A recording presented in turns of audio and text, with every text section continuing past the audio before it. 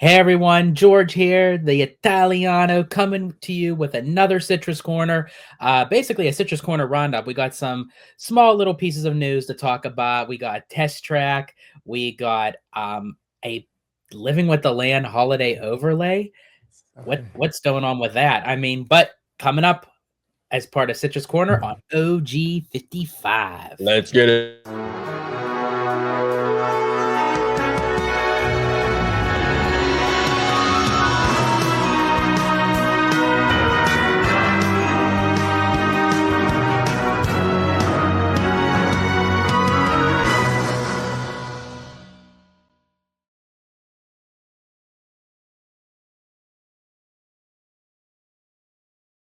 Welcome back, everybody, to another Citrus Corner. I'm George, the Disney Italiano, your host with the most. Today, as I said, we got a little kind of like speed round of small Disney news, but very significant Disney news, I think. As I said, we're going to talk about some progress that's moving forward with Test Track. We got the lake, I believe it's now called the Lakeshore Lodge. That was basically the formerly Lakeside Lodge that is now being officially added to the DVC family. And of course, Living with the Land, getting that little holiday overlay. But before we dive into it, I got my bro here, my partner in crime, the OG himself, Mr. Orange Grove 55. How you doing today, bro? Doing really, really good. Excited for the Italiano to get down here to California very, very soon. It's gonna be a lot of fun. But yeah, I'm excited to talk about these topics today. Living with the Land was something that I really enjoyed when I was down in Florida. And I was kind of surprised at how much of a line it had, all things considered. I mean, obviously it wasn't like Rise of the Resistance level, like crowds or whatever, but it was a pretty decent line. I'm like, it was good to see. It was really, really good to see because it's something that I just didn't think the normies would ever care about. So yeah. And now they're doing a holiday overlay, and which is very odd for Florida. They don't even do the Haunted Mansion overlay in Florida. I know, isn't that crazy? And especially with an attraction that doesn't really get a whole lot of love in that sense. But recently they have been. I mean, they recently updated the fire effect to the farmland, to the land, Living with the Land, and now with the holiday overlay. So it's definitely getting some much needed love. And I love the fact that they are doing that, because that means now that attraction is basically here to stay. Yeah, I completely agree. But yeah, you can find me here on Orange Grove 55. You can find me on Blue Sky, Orange Grove 55. You can find me on Instagram. I've been really active on Instagram. Actually, Instagram is pretty fun. I'm kind of new to the whole thing. Like, I'm still kind of figuring it all out, but like making, your little stories and all that, adding music to it. I hope you all like Kendrick, because all my stories have Kendrick on it. and stuff like that. I really like Instagram. I'm there very, very much so now. X, I'm there. You can find me at Orange Grove 55, but I don't really post that much really anymore on X. X has gotten kind of boring. Elon kind of took a big dump on that app, and it hasn't been the same ever since. But yeah, you can find me there, Orange Grove 55, all platforms, as our brother Tones would say. Of course. And as you always say, so you're saying is Elon shit the bed. He definitely shit the bed. Yeah, big time. Absolutely. Absolutely. All right, so let's get into the news, shall we? Starting off, courtesy of WDW News today, Imagineering shares first look inside Test Track during construction. The attraction has been done for quite some time now for the basically the Test Track 3.0 overlay, and Disney and WDI had released kind of like a little video that I believe they shared on Instagram. So these are like the still photos. This is this is Tessa, I believe, that she kind of takes us through kind of a tour of the construction site of like what's all going on. And as you can see, like behind her in this photo, they got like all like the dirt dug up, so to speak. So they're like really going all in on this attraction. And I'm very curious to see what is to become of this, because we only really got one piece of concept art, and they said that they were kind of going back to the good old days to kind of pay tribute to the World of Motion, which essentially was the original attraction that the first Test Track replaced. So it's nice to see that they kind of make a full circle in kind of paying tribute to what the classic attraction that Disney had in Epcot. Yeah, absolutely. It's good to see this attraction get some love. it's a fun ride. I've only been on it once, but it was a fun attraction. But I think compared to like a thing like Radiator Springs Racers, you know, it needs something. It needs something because there's always that inevitable comparison because it's the same ride system. And Mhm. that's such an immersive experience in Cars Land. I think bringing this attraction into a little bit more of an impressive experience, I think is all good. It's also going to pay homage to World of Motion, right? If I'm not mistaken, Correct. which I think is awesome. And a lot of people, look, here's the thing: a lot of people talk all this shit about Disney. They don't care about the fans. They don't care about the fans. They don't have to. They don't have to pay any homage to any of that stuff. You think the normies are clamoring for an homage to World of Motion? They don't care.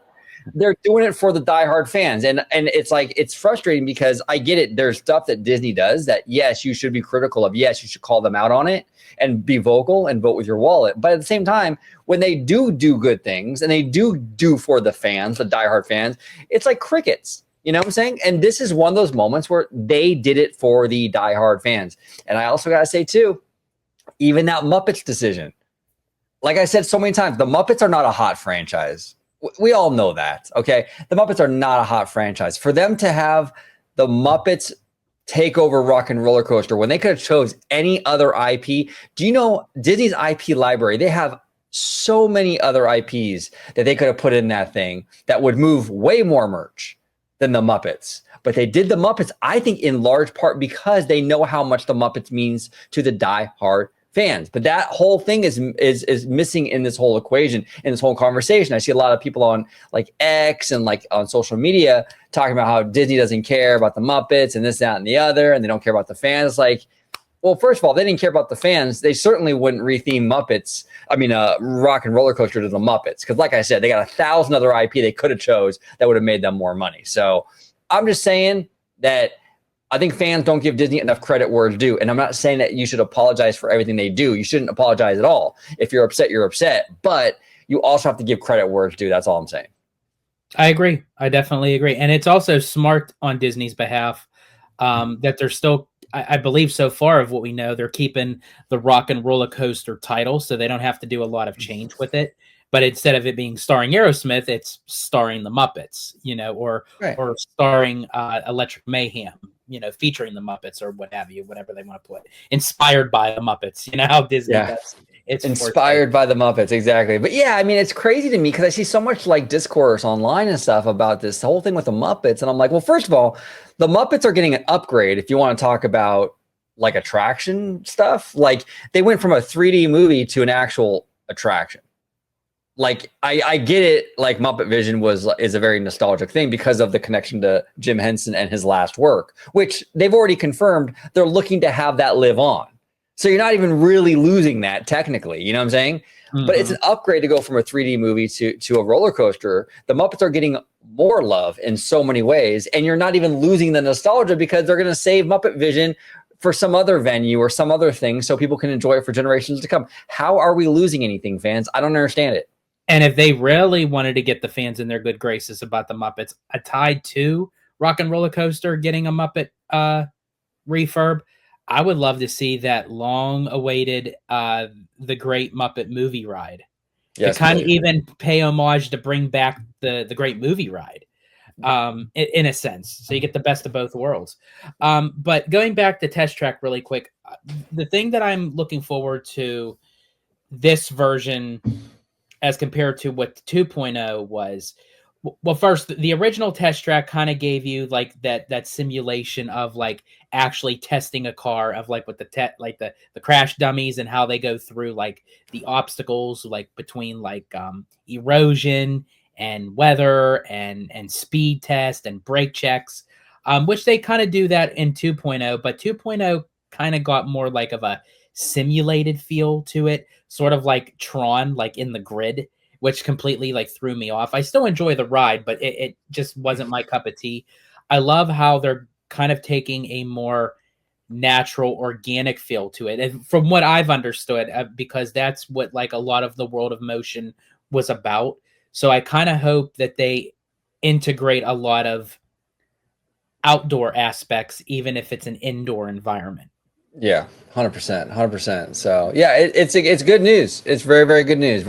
This attraction is cool. It's very, very cool. It's getting some love. I mean, I think it's going to end up being a lot better than what we had before. So that's a plus. But we'll see. Absolutely. And now moving on to new Disney Vacation Club Resort, Disney Lakeshore Lodge, to open in 2027. This was a project that was kind of an on again, off again. It is replacing the land that formerly held River Country, for which Disney had cleared out all the space. They got everything set up. And then 2020 hit, things got cut. And basically, this project was either put on the back burner, on the shelf, or canceled completely. Well, turns out that they're actually bringing it back, and very quickly. And they even have like a date, not a date, but a year date set of when this will be open, for the new resort part of the Disney Vacation Club family. And it kind of still goes back to its original concept of kind of how it looks. So they probably still are using those same plans. But the title has changed. It used to be Lakeside, and now it's Lakeshore, which I think is very interesting. Yeah, and I like how it kind of reminds me a little bit of like what the Grand Californian does out here in California. Oh, did I say California, George? I did. Monster Hunter beat hope. There we go. Sorry. No, but it kind of reminds me a little bit what the Grand Cali does, where they take this kind of woodsy sort of theme, and then they incorporate kind of woodsy Disney characters in the mix. So you can kind of see here, you can see Flower and Thumper. I don't know if you can see Bambi's over here, Flower, Thumper, right? And I think early concept art had even Pocahontas with the colors of the wind and some of the earlier concepts, like from a couple years ago, what have you. I like that. I think that's kind of cool. I mean, obviously you have to do a little bit of that for the normies, right? But it's a good kind of mix between like just traditional theming, this kind of woodsy thing, but you're also adding the characters where like, the kiddos and stuff can kind of get a little bit out of that too. So I think it's a good little mix. And the Grand Cali does a good job at that. Shout out to our friend Marilyn who loves Chip. I mean, Grand Cali is all about Chip and Dale, you know what I'm saying? But they don't do it in an obnoxious way. It's kind of woven in there kind of subtly, which is kind of nice. And that's what this looks like. Absolutely. I do remember like looking at like how they incorporate like subtlety, as you had mentioned, like with the Disney characters and how they did Bambi, Thumper, and Flower and what have you. And then also too the kind of the architecture and the color scheme that they're using for it is gonna kind of connect with the recently renovated Fort Wilderness Resort and Campground. They updated their cabins, so I feel like the same like kind of architectural style and color scheme is also used upon that, because this will be sort of kind of adjacent to that, but this will be in the Disney Vacation Club tier rooms. Yeah, and that your mom stayed at the campground when we went a summer or so ago. It's almost been a year and a half now, which is absolutely crazy. But we were in her little cabin. Mm-hmm. I mean, those things are cozy, bro. Like I'm telling you, now are those still open? Because I know they were redoing some of those. Are those still open right now, or did they are? They have been refurbed. I think they went through all of them, as far as I know. I don't know if they're still working on certain sections. But they're definitely revamping all the cabins, which I'm not too sure if a lot of people are happy about that, because it always had that kind of cozy, kind of woodsy feel. I feel like that they kind of updated it to be a little bit more modern, but I still think it's kind of cool. They're very popular. A lot of people, whether they take their RVs, their campers, they rent out their spaces, or they stay in the cabins. A lot of people decorate for the holidays and everything, and it's a big to do, especially because they string up all the lights and put out all their decorations and what have you. So yeah, it's definitely really nice. It's like an attraction in itself, especially during the holidays at the campgrounds. I mean, you're out there, you really feel like you're out there camping. It's really awesome. Or glamping, as I call it, right? Glamping. Fun fact, I've never been camping before. Really? Like real camping, you know what I'm saying? I've always wanted to do that. That's something that I want to do for sure. Have you been? Like legit camping? When I was younger, yeah. I used to go up to my uncle's cabin up in NPA Uniontown, and we would like stay in his cabin and would go fishing, put up tents, swing on the tire swing, do all like hiking and climbing and exploring and all that shit. That's awesome, bro. I did some outdoorsy stuff when we lived in Chicago. Now, when I say Chicago, people think like the city, like we were like in like this rural outskirts of Illinois. Like it was probably an hour from the city or something like that, right? But I just say Chicago. But anyway, my uncle Mario. You want to talk about Italian, bro? I have an Uncle Mario. Okay. Oh, shit. Dude, I have an Uncle Mario. But my Uncle Mario, he has an amazing house, dude. And he has a huge lake in the backyard. Man-made, though. It's like a man-made lake. Now, you don't have anybody related named Luigi, do you? I do not. Do you? No, I do not. That would have been really cool. I don't have a Luigi, but I got a lot of peaches. No, just kidding. I'm just kidding. Oh wow, we're spiraling, George. We are absolutely going downhill with this fast. So yeah, he has a man-made lake in the backyard. He would stock it with like catfish and what have you, right? Mm-hmm. So this is years ago, man. I was like a teenager. So my sister and I went out with the little pedal boat and we were fishing, right? Can you see my sister fishing, by the way? Like, no. I know, this is years ago, man. She was, yeah. Anyway, we're fishing, and I caught something. I caught like a catfish, and I just was like, I was reeling it in, and I just yanked that shit like just right out of the water, Uh-huh. And I bring it into the boat, dude. Oh man, it was like traumatizing because I yanked it. The hook went like through his mouth and like out his eye. Oh. Yeah, I got fucked up, but it died. Didn't make it. It didn't make. Yeah, but we ended up eating them, and when I say we, I don't mean me because I don't like seafood, but they ended up eating it. But yeah, kind of crazy. But anyway, long story short, that's what happened. Nice. That's my outdoor story for you.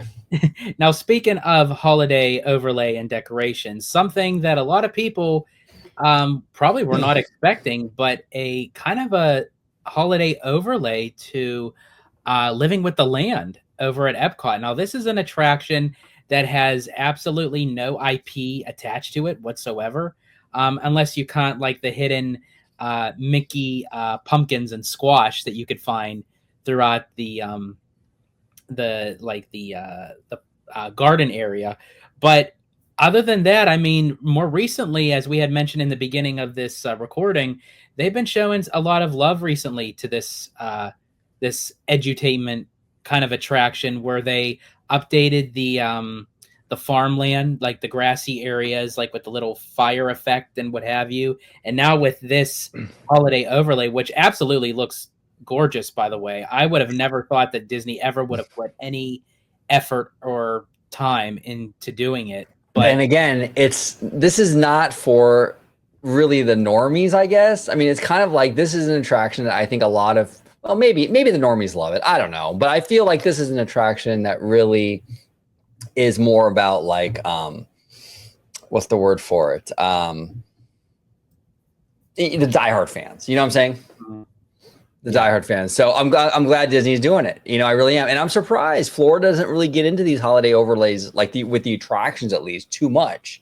And they did this time, and it looks beautiful. It looks now. This is the first time they've ever done it, right? They haven't done this before. Yeah, as far as I know, I don't ever recall them doing anything like this. But as I said, it looks very nice. Like it's definitely something that I would feel that would draw anybody to maybe check it out, especially maybe to get new, kind of new riders to kind of take a look into how, hydroponics work and how they grow their fruits and their vegetables and everything, but, do it with a little holiday flair, so to speak.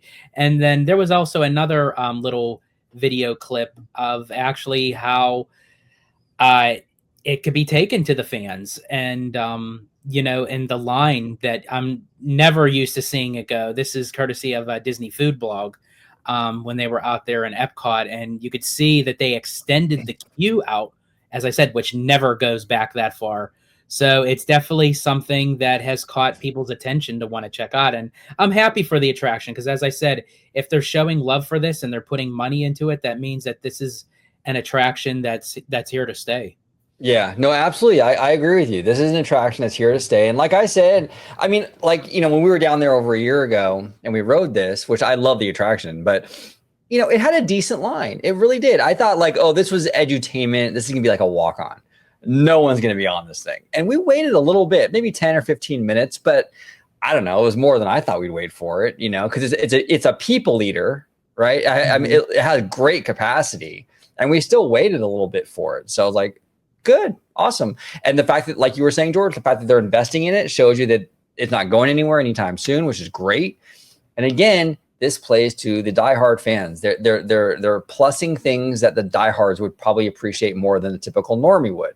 You know what I'm saying? So yeah, it's all good news. All good news. And this is where basically they grow all their fruits and vegetables for the resort. So a lot of the times if you get a salad on property, chances are it's coming from the Living with the Land attraction. Because even though it's an attraction, it's a real working environment of hydroponics and all that. And Disney kind of benefited the best of both worlds, because they're utilizing that space, but also creating an attraction along with it. So they can kind of work and, you know, grow the fruits and vegetables that they need for the resort, but also kind of give the fans kind of like a behind the scenes kind of thing of how they do and utilize hydroponics. And speaking of which, there's also a great tour at Epcot. It's called the Behind the Seeds Tour. It's kind of tied into, you can sign up for it over by the little podium by the attraction itself. I don't think it costs that much, but I personally never done it, but yet I am curious about it. But the people who have experienced the tour, they said that it was a very nice, interesting kind of behind the scenes tour, and it's called the Behind the Seeds Tour. Okay, interesting.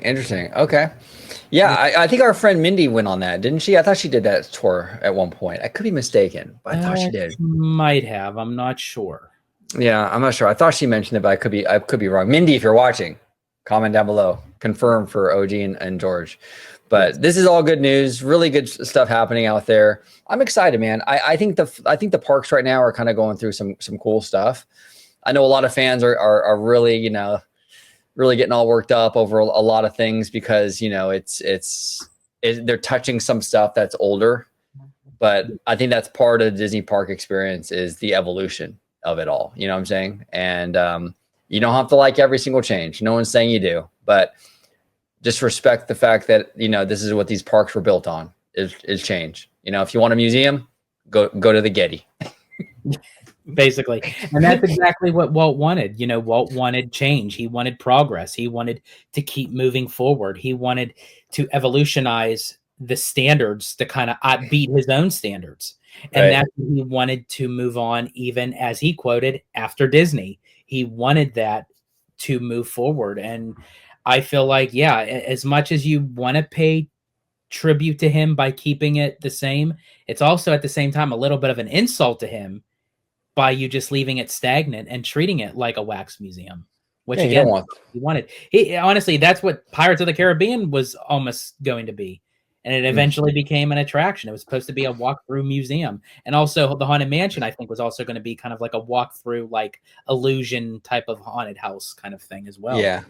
And you never know, like, you know, no one asked for Tower of Terror to be rethemed to Mission Breakout. No one asked for that. Nobody asked for that. You know, people were complaining about it. That was my first video here on the channel, was actually about the people complaining about Mission Breakout, you know, and it was like 6-7 months. I was just complaining online about how this is the worst idea in the world. And on paper, it sounded really weird, I got to admit. In execution, though, it was really cool. No one asked for it, but we like what we got, right? That's the beauty of having an open mind, and just kind of seeing that maybe you didn't ask for a certain thing, but maybe the thing that you didn't ask for might be the thing that you really, really enjoy. I remember being in the community back in the day, in the lead up to It's a Small World holiday, and on all the Disneyland message boards back in the day, people were complaining that, oh, this is going to look so tacky and gaudy. It's going to look like someone's front yard.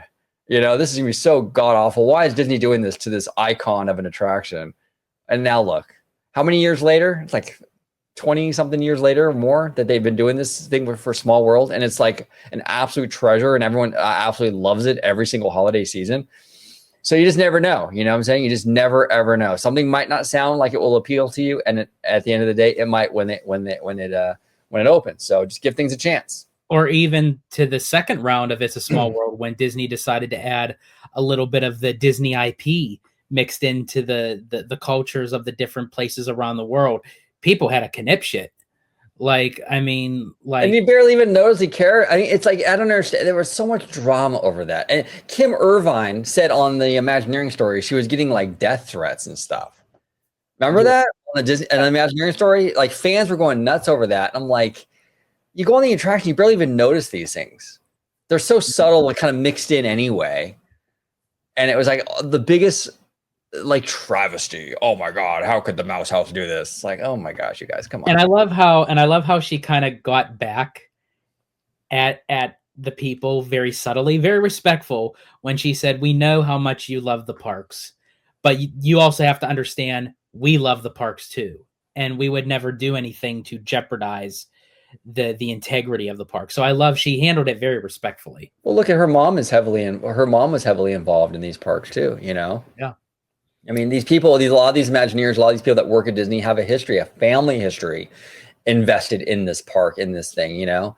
So yeah, she's right. They do love it too, you know? And again, that doesn't mean that Disney's always going to make the right decision. They don't. They mess up all the time. But, you know, it's so overblown in the fandom. And that's one of the big reasons why I don't even go on X anymore. It's just annoying at this point. It's just annoying, you know? Yeah. So yeah. Well, great discussion on this Citrus Corner. I know, folks, this really wasn't a long discussion, but we just wanted to kind of recap the news coming at you, because it seems like Disney is kind of setting out these little spritzers of information and news updates and breaking news. So we're just kind of bringing it to you as it comes along to us. I feel like once we get through the holidays, Thanksgiving, Christmas, New Year's, Hanukkah, Kwanzaa, whatever you celebrate during the holiday season, once we get through that and the new year comes along with 2025, new year and new possibilities, because I feel like that Disney's going to pull out all the stops. I mean, they recently even announced the startup for the Avengers Campus expansion. They set the kind of the groundwork, and I think once 2025 hits, I think it's going to be the very beginning of 2025. They're going to start that for sure for Avengers Campus. Yep. Interesting stuff. Good stuff. Shovels and dirt, George. Shovels and dirt. Let's go. We're going to keep on turbocharging. There we go. Well, I want to thank you for joining me, brother, on this Citrus Corner. If you'd like to let everyone know where they can find you on social media. You can find me on here, YouTube, Orange Grove 55. You can find me on Blue Sky, which I have 500 followers now on Blue Sky. Like, wow, okay, Blue Sky's coming up, dude. Like Blue Sky, like it's not the same website or same app that, you know, from like a year ago. There's a lot of activity. A lot of people are jumping ship from X and going to Blue Sky now. So definitely check us out on Blue Sky. I'm there, Orange Grove 55. So is the Italiano. And you can find me on Instagram, Orange Grove 55. And you can find me on X, but I don't really tweet anymore, but you can follow me there at Orange Grove 55. There we go. And of course, I'm George, the Disney Italiano. You can find me on X, formerly known as Twitter, at Disney George. You could find me on Instagram, Threads, and Blue Sky under the Disney Italiano. And of course, you can find me right here on Orange Grove 55 with what we're doing right now, Citrus Corner, with all that sweet, juicy, but sometimes sticky Disney news and info. I want to thank you all for joining us today. Comment down below with all your thoughts, questions, opinions, concerns. All we ask is please keep it civil. And as I, the Italiano, always say, stay healthy, stay safe, stay Disney. Italiano out. Thank you for watching OG55. If you aren't already, consider becoming a member today.